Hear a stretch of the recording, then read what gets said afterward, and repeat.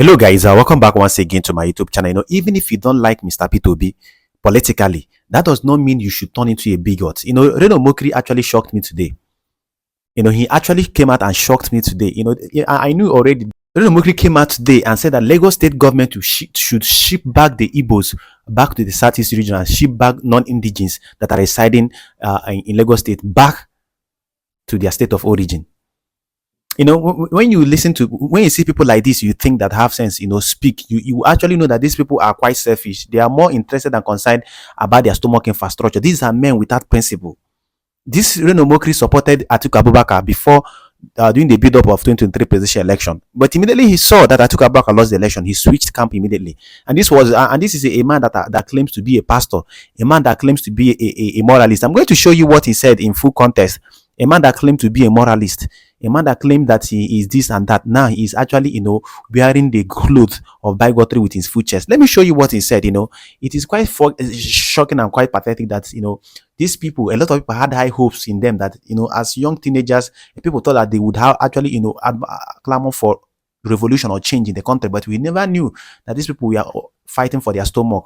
Well, let me show you what Reno Omokri said. According to what you could see on the screen, he said that Reno Omokri has asked the local state government to ship non-indigens residing in the state back to their home states where they can express their grievances. He said in an Instagram post, Reno asked how a person from Abia State, where the state government reportedly owes workers salary, could protest in Lagos, where state public servants and pensioners are promptly paid. He claimed that non-indigens were responsible for the wanton damage witnessed during the October 20th, 2020 EndSARS rally in Lagos State, and that the state government should ensure that this does not happen again. Now, the funny thing about this is that this Reno Omokri speaks from both sides of his mouth.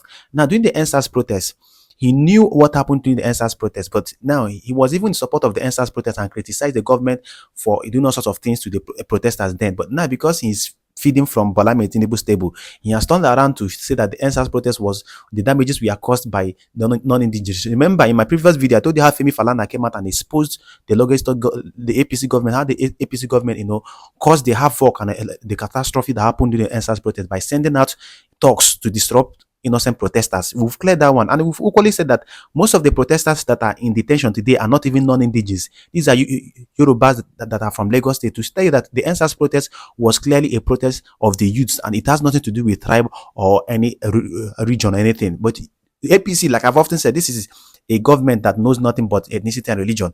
Anybody that decides to support APC must turn into a bigot. That is the number one thing. You must transform and turn yourself into a bigot. So look at what this Reno Omokri is saying. This is a man that resides outside the country, and you would think that this particular man has experienced civilization. You would think that this particular man could have actually experienced civilization to make him not to be a bigot, but the reverse is the case. Imagine telling people that are residing in Lagos State, people that are paying taxes to Lagos State government, people that are, all the policies of the government are affecting, to go back to their state to protest.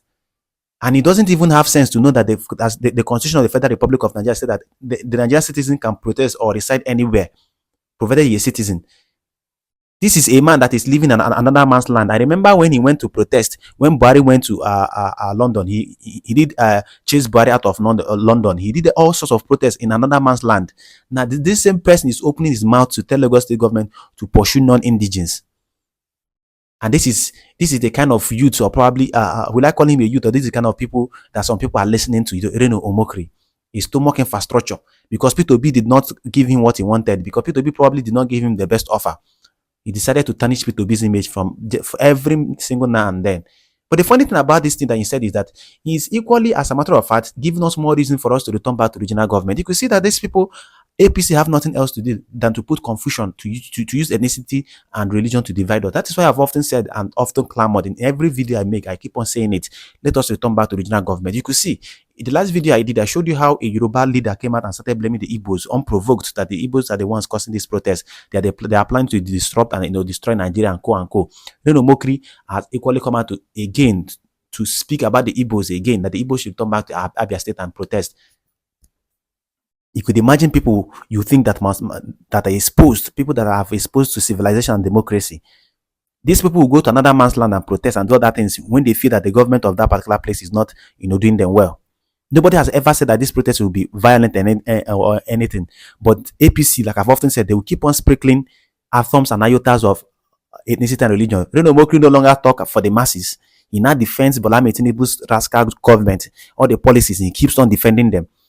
The economy is bad, and that is why I always tell people, don't look up to these activists. Always look out for yourself, because most of all these activists are political jobbers. They are looking for jobs from politicians, and immediately they get the right offer, they will switch. Look at Daniel Baola of PDP.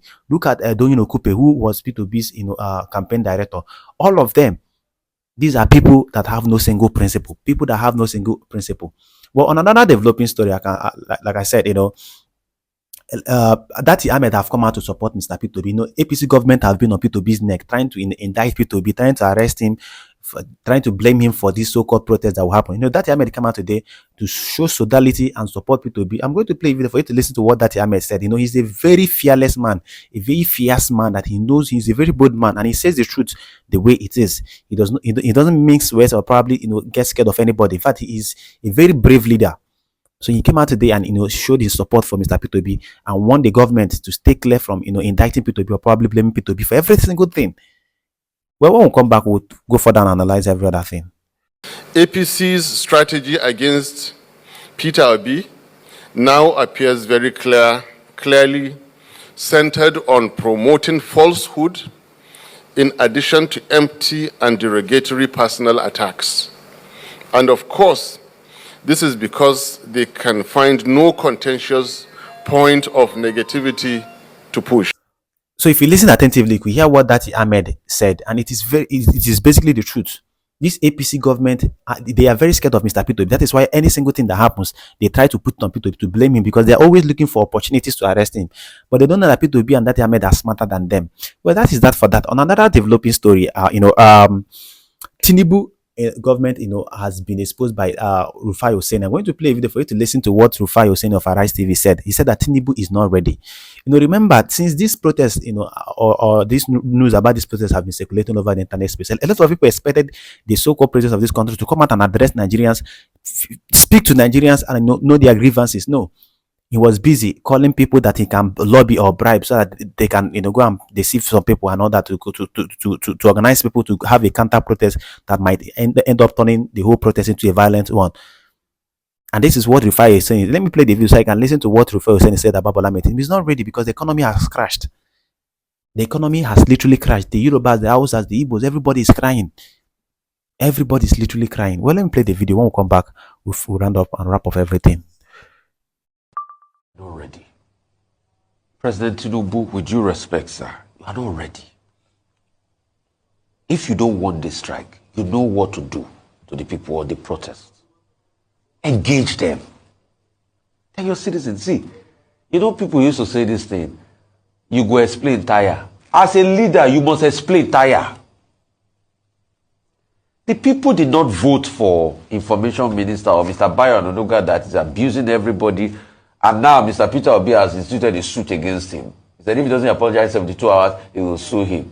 Maybe Mr. Peter Obi was even listening to the show. You must engage. At first, you don't engage your people. You came, you don't engage. Since President Tinubu has been president, how many interviews have you seen? Over a year. How many sit-downs? You don't engage your people. We don't know your mind. You come, you give recorded statements, speeches, well choreographed. That's not what the people want. They want engagement. They want to hear you, that you feel them. I put an option earlier on yesterday. I said President Tinubu can do a syndicated Twitter spaces. That's syndicated across every platform. Engage the young people. Have conversations with them. It's not by sending security agents everywhere to say, oh, don't remember what happened in NSAS. And for security agents reminding us what happened in NSAS, hell yeah, we also remind you of what 2012. Why was there no violence? There was no chaos now. You shut the country down for 2 weeks. There was no chaos. So stop using NSAS as a benchmark. We had protests in this country in 2012. Nothing happened. So protests can actually be peaceful. Occupy Nigeria was peaceful except for one killing of Demola Yaya Baton.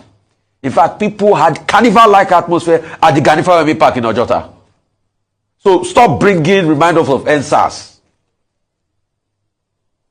Truth has to be told. So if you listen attentively to what Rufai Hussein said, he said, Tinubu, you are not ready. You're not ready. I don't blame him, Sha. I don't even blame Tinubu himself because he went around telling you that it was his turn. He never promised you anything. He never engaged in any debate. When he was asked the crucial questions in Chatham House, he allocated it and delegated it to some people he came with, Edofai and co. He never answered any question, and people expecting him to perform miracle. But the United States and co will go on debate and do debate so that people will understand what they have for them. Now, what is it? Will be put into extreme economic hardship, and people are crying out. Well, like guys, drop a comment, share this video, tell me what you think about these political issues and happenings within the country.